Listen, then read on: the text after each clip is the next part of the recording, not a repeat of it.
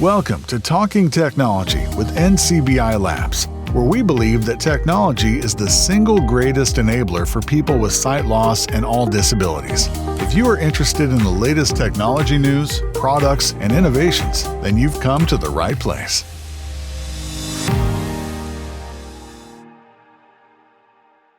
Hello, and welcome to Talking Technology with NCBI Labs. It is episode 35. We're into July. It's the 11th of July already. Flying through the year. Can you believe it? We're well over halfway there now.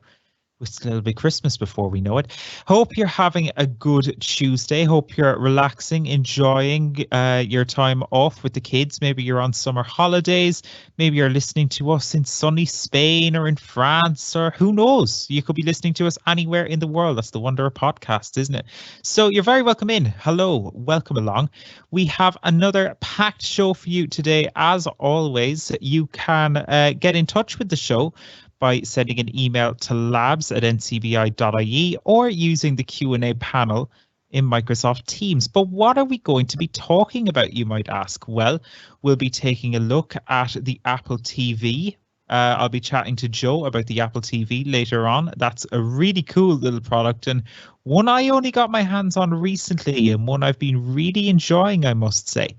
And we will also be introducing you to a brand new member of the NCBI Labs team. Chris will be joining us later on in the show to tell us about his role, his background, and to tell us a little bit about himself. So, as I said, if you do want to get in touch with the show, do please send us an email to labs@ncbi.ie or use the Q&A panel in Microsoft Teams if you're joining us live. But first, let's get down to business. The Apple TV.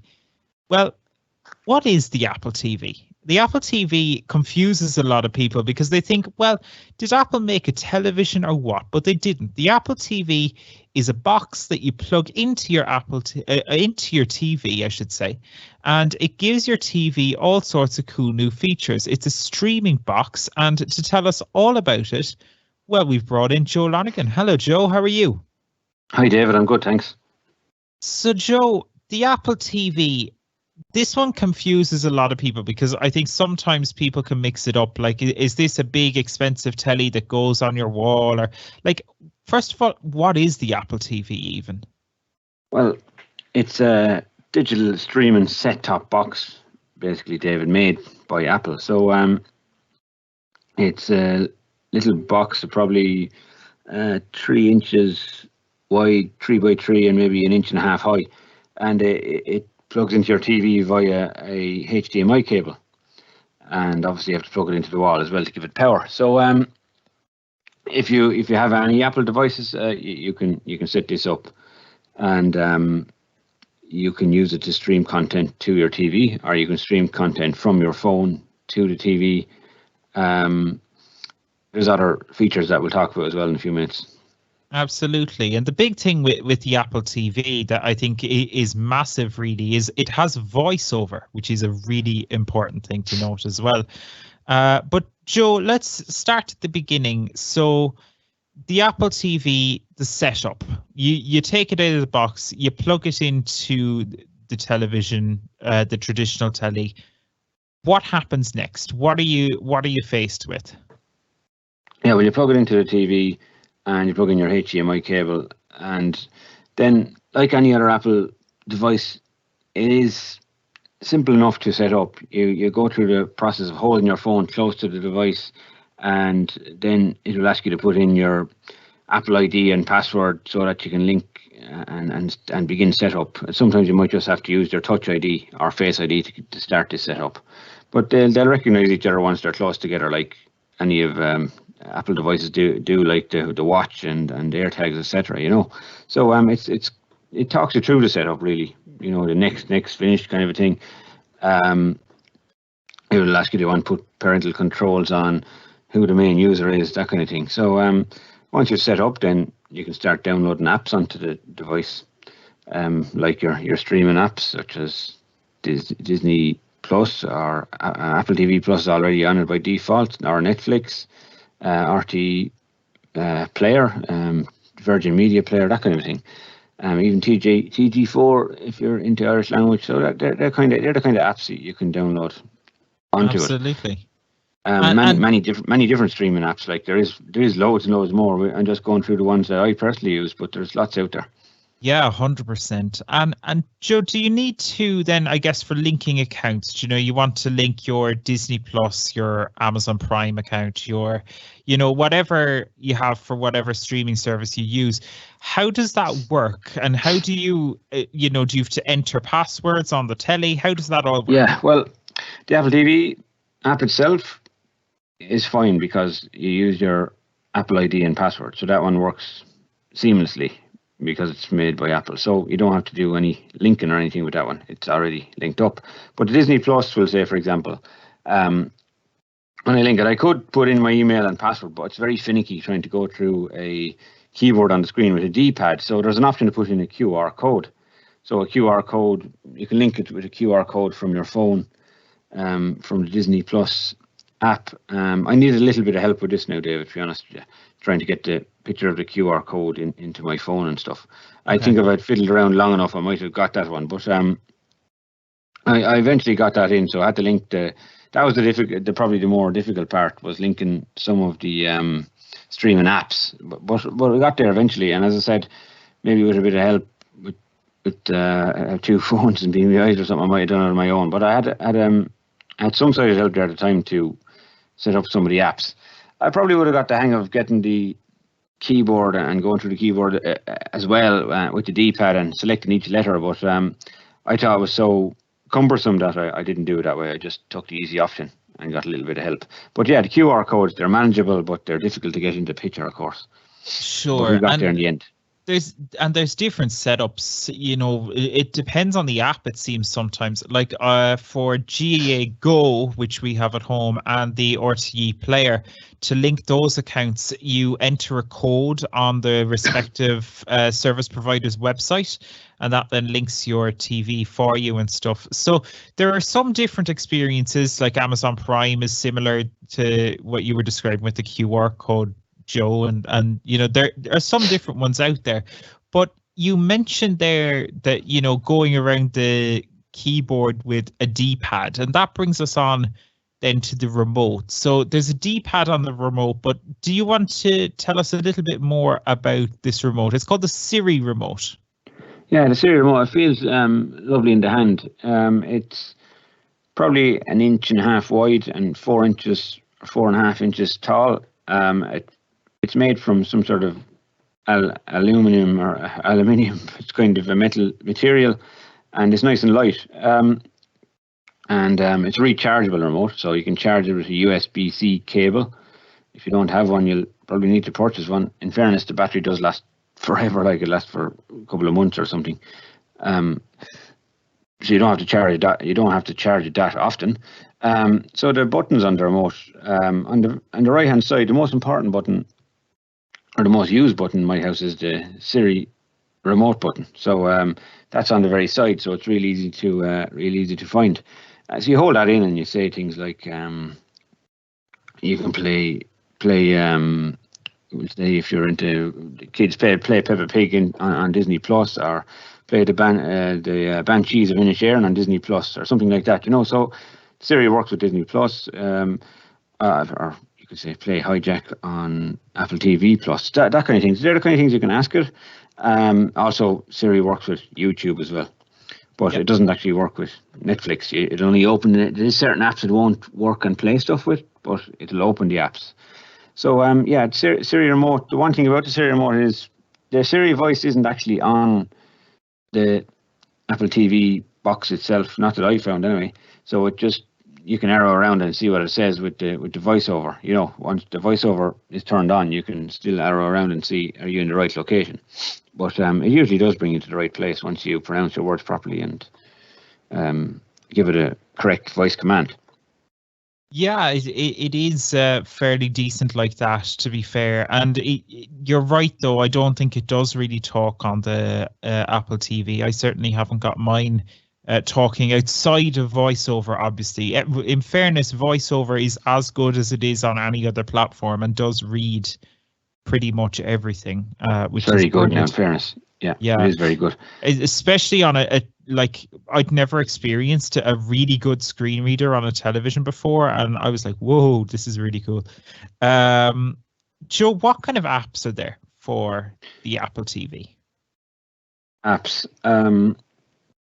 So Well, there's a lot of apps, I suppose. Mostly they're based on stream. It's based on having streaming apps on your Apple TV yeah, box.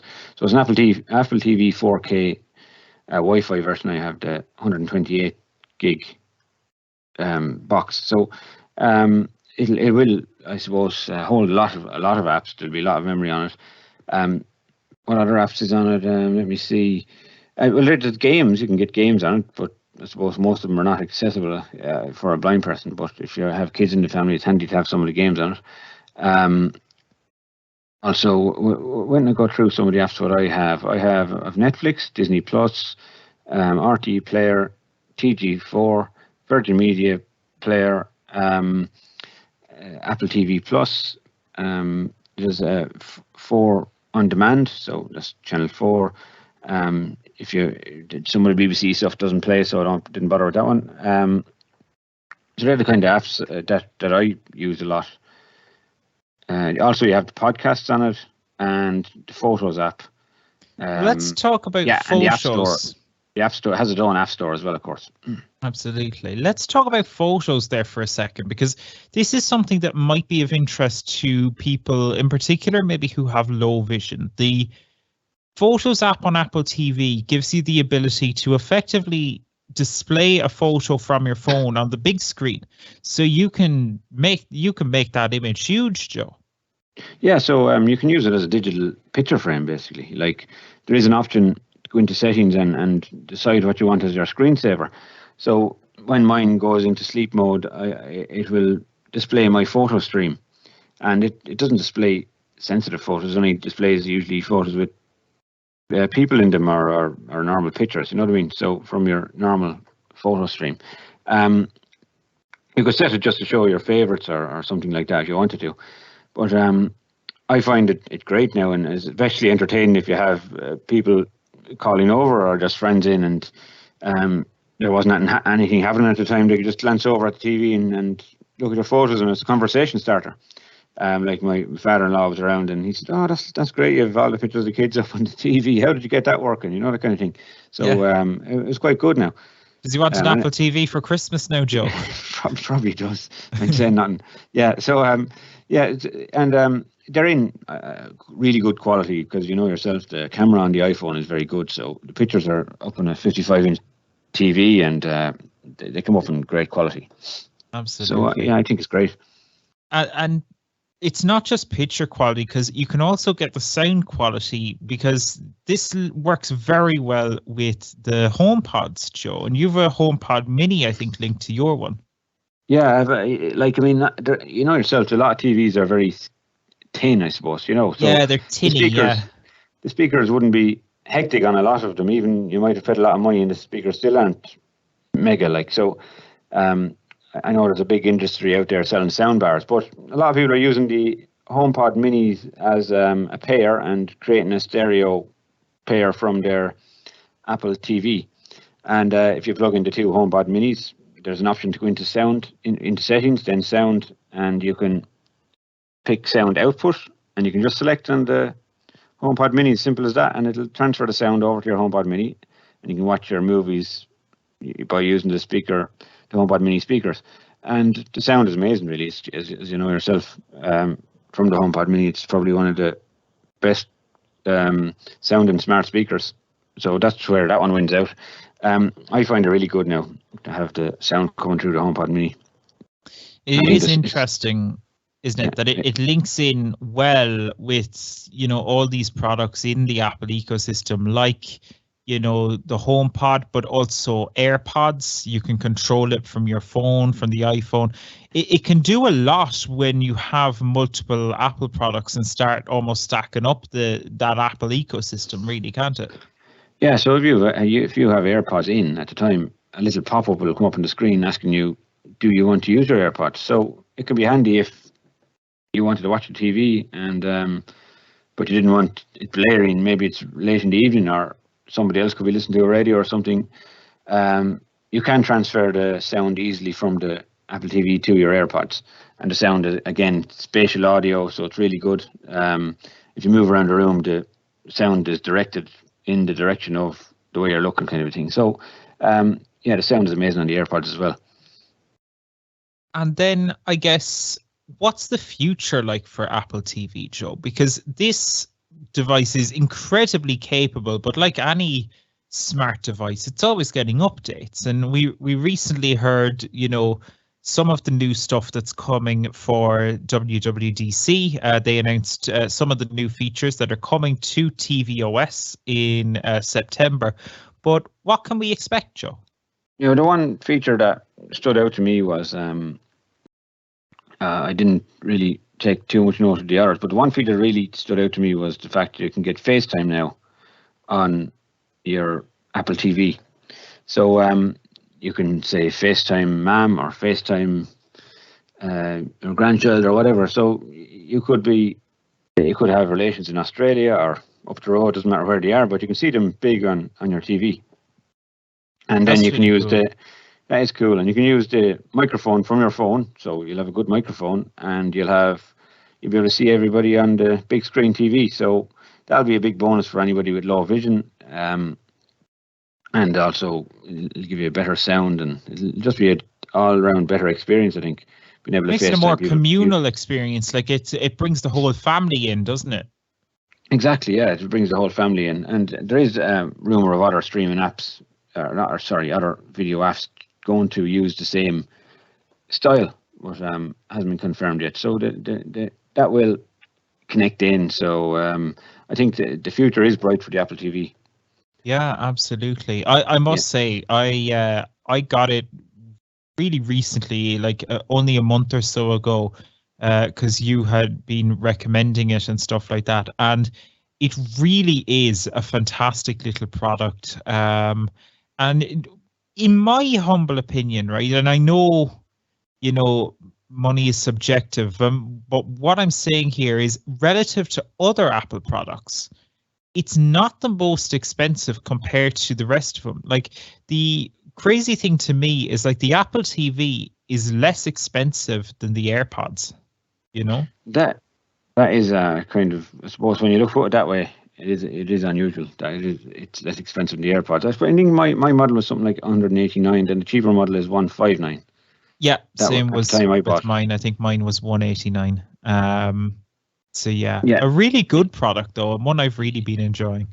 You get a lot for your buck, I think, considering you can put so many different apps on the device. And Apple TV Plus, of course, comes with almost total audio description. The Sarah, the accessibility officer, she did say that their aim is to have 100% accessibility audio description on all their content that goes through Apple TV Plus. So that's another bonus, and it is one of the cheaper streaming platforms. Like, I think $6.99 at the moment. Yeah. Where most of the others are €10. Maybe they need to catch up with content, but they're not too far behind. Yeah, and the quality is really good on their shows as well. Like Daniel, who is in the wings there, recommended Hijack the other day on Apple TV, and I started watching it on the weekend there, and I think I'm hooked, Joe. It's a really good show. Yeah, it is fun. There's not a new episode out just tonight, I think. So yeah, there is some great content on it. Tomorrow night, Wednesday night. Oh, it's tomorrow night, is it? Yeah, tomorrow night. Yeah. So Daniel's eagerly waiting there. Yeah. He's counting down the hours. I love it. Yeah. So I have to say, the TV app, right? Sorry for cutting across there, Joe, but the Apple TV app, for $6.99 a month. I know. Look, at this stage, everyone's kind of getting wondering about all these streaming apps. You have Netflix, you have Disney, you have Paramount Plus, you have Amazon Prime. Again, the time you add them all up, it amounts to a nice amount every month in subscription fees. But for $6.99, I think what you're getting from Apple TV is quite good value. And plus, like, the app can travel with you on your iPad. It can travel with you on your iPhone as well. So anyone who's kind of in the Apple ecosystem, it's a fantastic service. And also to add that on the Apple TV Plus app, you're getting a savage amount of programming that's audio described. I was just looking up there, like I think there's 182 titles between shows and movies that are audio described. So like it is excellent for for watching back shows or listening to movies or whatever. And like they're constantly adding titles to it as well. They roughly come on with about 4 or 5 more every month, so it is gradually getting bigger and bigger and bigger too. Yeah, and that having that audio description is a big one. Like I've never come across something that doesn't have audio description on Apple TV, and there's something really liberating about that. Like it's hit or miss when you go on, and this isn't a criticism of these services, but when you go on Amazon Prime or you go on Netflix, it's hit or miss sometimes. But Apple TV, it seems to be consistently there, and that's a big deal. Yeah. Definitely is. Yeah, and just to remember to switch it on.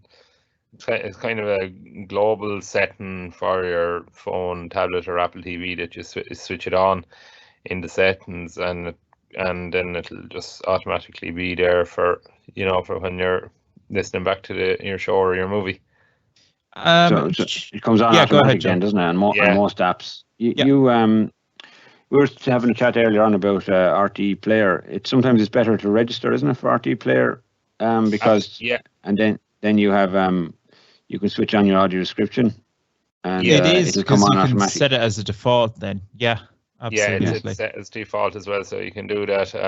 Actually, interestingly, only about 2 weeks ago, I was doing that for a service user. I know to listen back to this show, so that's a little reference to a job we done there. Yeah, and it worked. It worked perfectly, So exiting the app, come back in, playing a show that we knew had audio description and RTE Player, and yes, it was there automatically. Brilliant. And the other it's managed separately, I suppose. I know this was on an Android device, so. Joe, if I can ask you just before we finish up on the Apple TV, is there anything you'd like to see improved on the Apple TV, and overall, would you recommend it? Overall, I would recommend it. Yeah, sometimes look, the voiceover is a little bit choppy. You could press right or left arrow. You might have to press it a couple of times to get to the next spot. I think that's more to do with the apps rather than the actual voiceover itself. Maybe it's to do with the apps keeping up with the accessibility of voiceover, if you know what I mean. But in general, I think it's a really good reading experience. The touch-sensitive D-pad, so it mightn't suit some people, but you can turn that off, the touch-sensitive part of it, and just keep it as a click-sensitive D-pad instead. One thing we didn't really mention much about was AirPlay. So AirPlay is another good option. You can AirPlay any piece of media from your phone to the device, which is quite good. And if you have the smart speaker as well, you can work with Siri hands-free. So that was another thing I'd like to mention. So yeah, I think I'd give it a good 9 out of 10, I think. That's high praise. Yeah, but probably knock a mark off for Netflix not being accessible as regards with Siri, because it is one of the most popular streaming apps, in fairness. And if you do want to find something, you may have to do a lot of arrowing around before you find it. You know what I mean? You can't just play it straight off with a voice command. Whereas in we'll say the Google TV, you can. So it ranks up there alongside the best streaming devices, and anyone that's an Apple user, it's a win-win. Yeah, and you also, just to mention as well, you get 3 months free. So they're trying a complimentary 3 months free of Apple TV Plus, which is the streaming app that we were kind of talking about there a few moments ago. And actually, they rolled that out with across other Apple pieces. So for somebody who's maybe subscribed to the app and maybe they upgrade their phone or upgrade their iPad, or they're getting one of these Apple TVs, just watch out for that notification that you get. You got a bonus up to some devices and things that you buy will actually give you a year on it. Depends on the device you're buying from Apple, but they do throw that in as a little sweetener as well, so keep an eye out. Absolutely. Good point, thanks, Anna. Yeah, a really cool product. And Joe and Daniel, thank you so much for telling us about it. It's one of these ones that I'm really glad that I hopped into the ecosystem, and it's one of these really nice products. There's something really just fun almost about using voiceover and stuff on the Apple TV, and just being able to go into the settings and stuff like that on your own and adjust what you want to adjust without having to, find sighted assistants and stuff. There's something really liberating about that, and it's really cool. And when you have a great streaming device on top, well, as Joe said, it's a win-win. So thank you, Joe, for telling us about that. We do have loads more still to come on Talking Technology today, including Talking Technology news and quick picks coming up later on in the show. But now it's time to introduce you to someone new, a voice that you probably haven't heard yet, but who knows, you might be dealing with him along the way on your NCBI Labs journey. So I'd like to welcome for the very first time, and almost certainly not the last, to the podcast, Mr. Chris Steward. How are you, Chris? Hi, David. Yeah, good, thank you. How about yourself? Very good, thank you. So, Chris, firstly, is that a Liverpool accent I hear? I'm afraid so. This is actually my posh voice. So yeah, changes when it needs to. But when I'm back in Liverpool, it's definitely a lot thicker. Okay, fair enough. Well, Chris, I guess first of all, would you like to introduce yourself? Let the audience know a little bit about you. Yeah, of course. So I've been in this position now for, I think this is my 5th week. Can't believe how fast it's gone, to be honest. I feel like I've been here for a lot longer. I am the tech trainer, and I'll be based in the Northeast. So I'll be covering Louth, Monaghan, Meath, Cavan, and also Dublin as well. So I'm getting to know Ireland just as much as I'm getting to know technology. Oh, there you go. And is this your first time working with people with vision impairments and assistive technology and stuff? Is this a new world to you then? It is, David. Yeah. It's a little bit scary, I'll be honest. I'm delving into a brand new world for myself, but it's one that I'm finding it's exciting, to be honest with you. I didn't really know what was out there, but obviously with research, a lot of YouTube videos, listening to you guys, listening to the podcast, speaking to my colleagues, I'm slowly getting to grips with things. What was the biggest surprise for you in that regard when you started? Like, had you considered before starting an NCBI, like, the little things, like how do visually impaired people use computers and stuff? Was that something you'd ever considered? And what surprised you when you found out the reality, or was it fairly as you expected? Well, in my career, I've worked with children in schools and a few who had visual impairments and things like that. So I've delved into it a little bit. I've dipped my toe into it, but mainly from an outside point of view, and just kind of just looked over people's shoulders and listened to people as they've gone along. I suppose the biggest surprise was just how much is out there. I'll be completely honest in terms of the technology. Also a little bit surprised in myself and how narrow-minded I am in terms of the apps that I use or the technology that I use. I just keep it very simple and I take things for granted, really. But this job in the last 5 weeks has definitely opened a whole new world for me, one that I'm trying to get to grips with, but we'll slowly get there without doubt. Absolutely. Well, I'm going to throw a few rapid fire tech questions at you just to get to know you, be a bit of fun. First of all, a controversial one. Are you an iOS or an Android man? iOS for me. Hey, good man. Fair play. Any reasons why in particular? No, I'll be dead honest. It's just something that I've had since a long time ago, and I've just stuck with it. It's just an easier option for me, to be honest. Fair enough. Windows or Mac? Mac.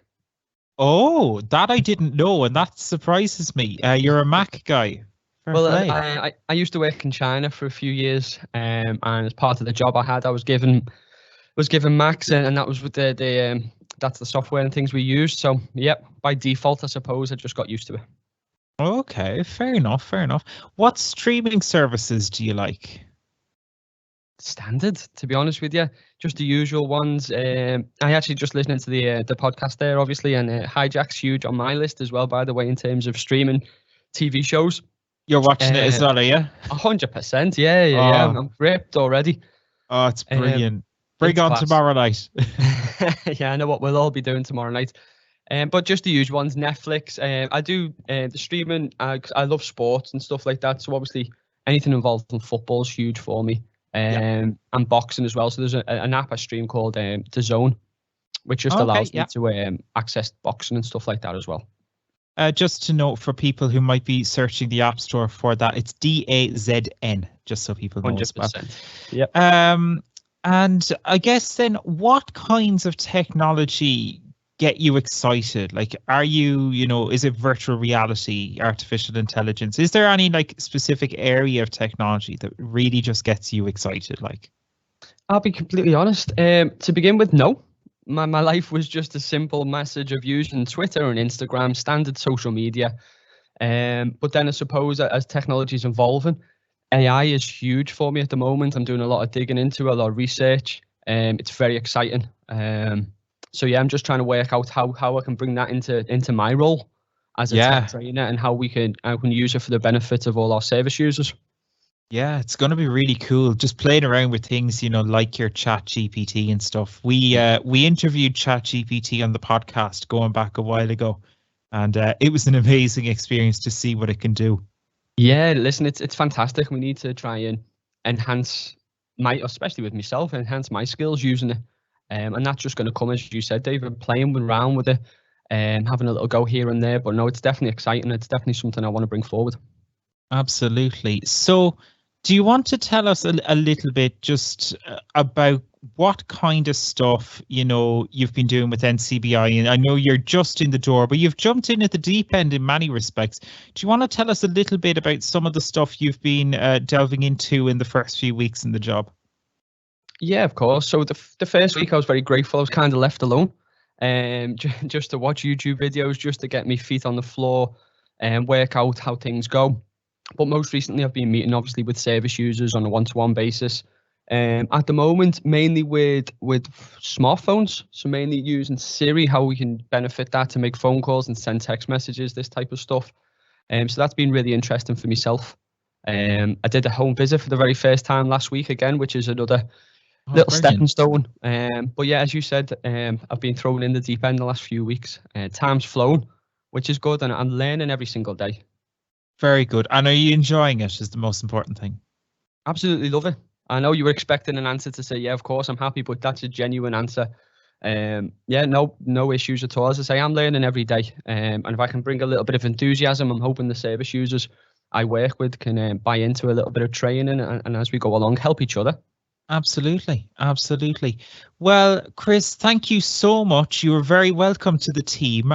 Do stick around because you'll be doing the quick picks for us later on. So thank you so much. JP is on his holidays this week.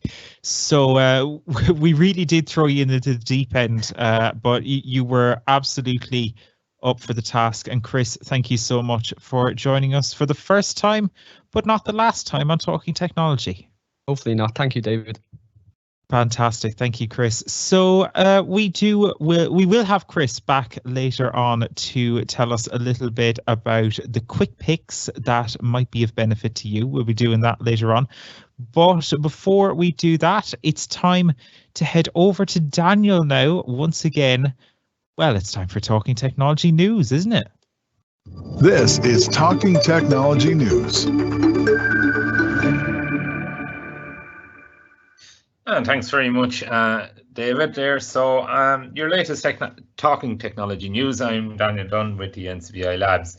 So first up today, Vodafone have become the first mobile service provider in Ireland to allow customers to share an eSIM to their smartwatches.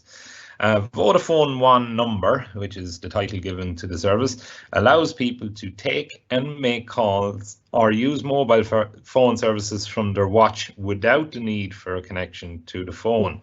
So you may have already heard or start to hear ads on TV and radio in the recent days, but there's one big catch to be aware of. While it's fantastic not to need your phone all the time, Vodafone One number doesn't currently support the Apple Watch. Instead, the feature is only available on the Samsung Galaxy Watch 5 and upwards. It's a great move, I suppose, for sure, and hopefully we'll see more providers supporting more devices in the future. Second up today, Meta, who own Facebook, WhatsApp, Instagram, and a few more bits as well, have launched a competitor to Twitter. The new app is called Threads. Lets people see post short text snippets.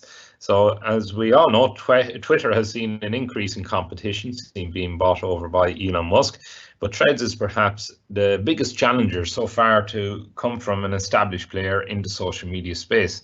Unfortunately, Threads hasn't launched inside the EU yet, so we haven't got to try out its accessibility. But it will be interesting to see if the app does give Twitter a run for its money. In other news, the race to get soundscape replacements out the door continues, with Voice Vista becoming the first to hit the App Store. Voice Vista has a slightly different interface to the old Soundscape app, and notably doesn't have some features like search. But if you want a simple tool to tell you what's around you, Voice Vista might just do the job. NCBI's Possibility Lab and the Open Space team are understood to be still working on the new versions of Soundscape, so hopefully we'll have news to share from them soon. And finally, it's Amazon Prime Day. Well, 2 days really. If you're holding out on buying stuff on Amazon, now might be the time to take a look, as tons of products have seen major reductions. Amazon's own products such as Alexa, Ring doorbells seem to have seen the largest price drops, but there are price deals on all other sorts of products too. It's a great time for some deals, so why not have a look and see if anything that you need went down in price. Prime Day is actually continuing for 2 days, obviously today the 11th and tomorrow the 12th of July, so be sure to have a look and see what's on sale. And that's all for now, but for more tech content, you can always check out the NCBI Labs newsletter. You can sign up via your My NCBI account on the NCBI website. With that, it's back to you, David.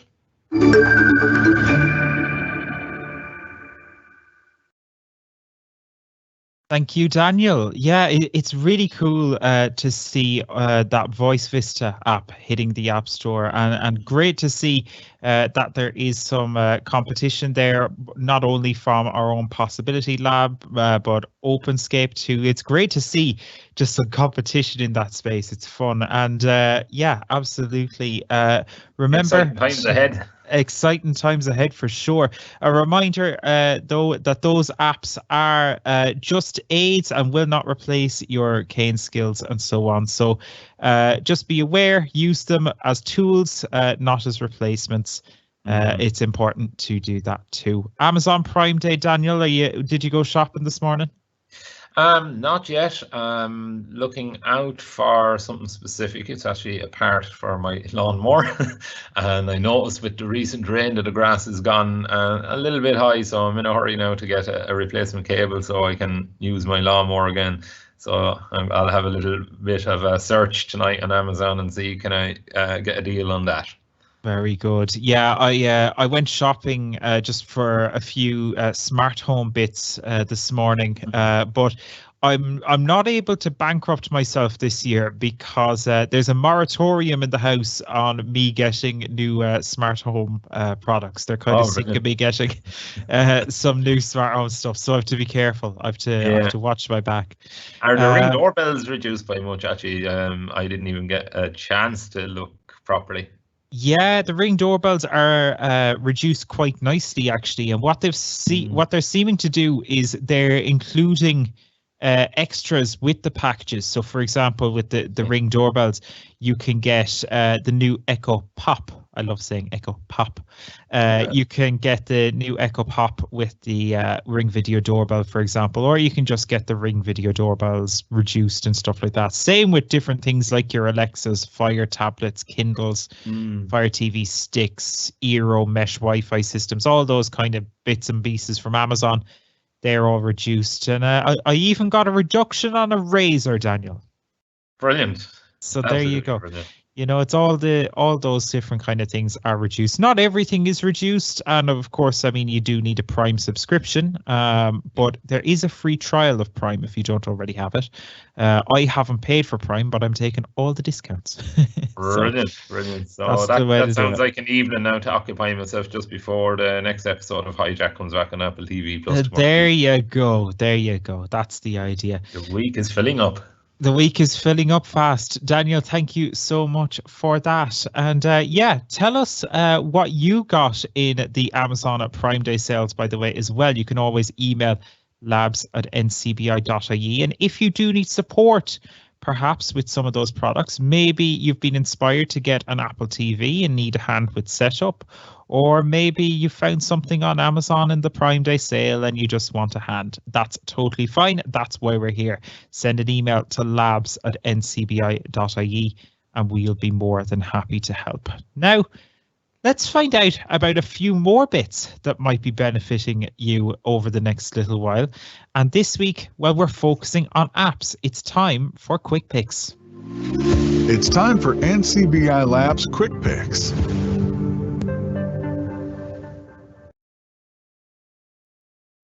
Chris, how are you? Welcome back. You didn't go far. No, I'm still here. You're still here.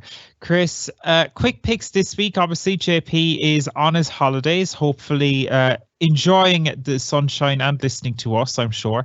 But quick picks, we're starting this week with Clue. Firstly, do you want to tell us a little bit about Clue? What is it? We covered this in the newsletter last week, but what is Clue? Okay, so Clue is a free app, which is always good, always useful, that can help those with low or no vision navigate indoor environments. Okay, awesome. So really, I guess how Clue works is you go through an environment first, usually with a sighted guide. So you go through a route and then Clue remembers that route and can repeat it back. So I was actually out, funny enough, in a hospital recently, and I had to cross from one side of the hospital to the other. And thankfully, I was lucky enough to have a porter, spot me and guide me to where I needed to go. But good luck if I ever needed to repeat that. But if I had Clue, it will be able to memorize the route and I'd be able to get Clue to repeat it, which is really cool. And it goes back to that point that you were saying earlier, Chris, about the vast amount of technology that's out there, and it's additional tools for the toolbox, isn't it? 100%. Yeah, and I think it's about trying these apps to see what suits yourselves, see what suits your needs as well. But no, it's huge what's out there. It really is. It's nice to have choice. Absolutely. There are other kind of equivalents to Clue. Like there's a little bit in Seeing AI on the World Channel, and it, like you say, it's just a question of try it, find out what works for you. Every service user might have different needs or might have different tastes, and that's totally fine. So give it a go. It's a free app, and you can get it on the App Store. And Chris, we've another app as well. This one isn't free, but it's a really cool one at the same time. What is our second app for today? Yep, so it's Streamlets, which is an app for the Apple Watch, that lets you play radio stations on the speaker from your watch. And as you said, David, this one's not free. Yeah, an interesting one. Joe, I think, has used this before. Joe, yeah. Do you want to tell us a little bit about this app? What makes it different to any other app, like, your TuneIn or whatever that's available on the watch? Yeah, well, the frustrating thing about the watch for a lot of people is you can't play your audio books through the speaker or other streaming apps or TuneIn or whatever. But this Streamlets app has found a way of doing it, and that's their biggest selling point. You can play any radio station you want by going into search for BBC 5 Live or whatever, if you're into sport or something. Click play and the sound will come out through the speaker of the watch. And as you know, the speaker on most of the Apple Watches is quite good. And it's quite handy, maybe if you wanted to be on your phone, but you also wanted the radio in the background on your watch. It's kind of cool to have that option. So it wouldn't be really for listening to music now or anything, you know what I mean? It'd be more for listening to kind of talk radio and stuff like that. But it is a cool app. I like it. And you can save radio stations to your favorites as well. So I would only have, I suppose, 2 or 3 favorite radio stations and just throw them in there into favorites. And if I was just doing something around the house or something, I could open the Streamlets app with Siri and go into favorites, double tap on one of the radio stations and it plays through the speaker. It's quite good. And you can turn it up and down with the digital crown as well, which is handy. And does it have many of the Irish stations, Joe? Oh yeah, of course. It's online streaming, so you can type in any radio station, KCLR, Tip FM, Radio Kerry, whatever you want, it'll find all those radio stations and play them like it does on your smart speaker or your TuneIn radio app or whatever other way you get your online radio stations. So yeah, as far as I can see, most of the radio stations are available. Brilliant. RT Radio 1 as well, actually, David. Yeah, they're all available there. All there. Brilliant. Joe, thank you so much. And Chris, thank you so much for telling us about those 2 apps. Really cool ones. And like you say, it's good to try these out, isn't it?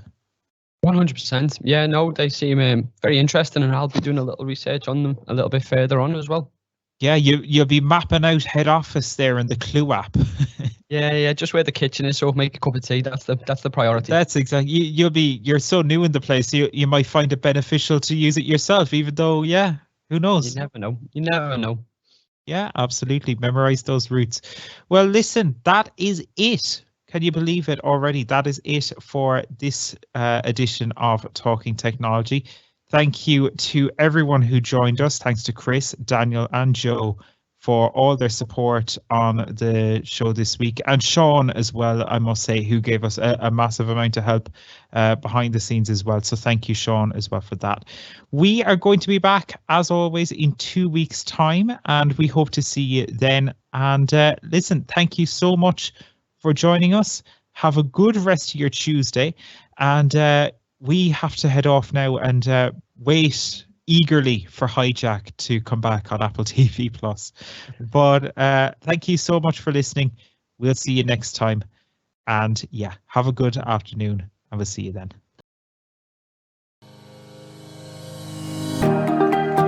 Thanks for listening to the Talking Technology podcast with NCBI Labs. If you would like to support our show, you can visit donate.ncbi.ie. The NCBI Labs Talking Technology podcast is proudly sponsored by IA Labs, the market leader in the provision of digital accessibility services.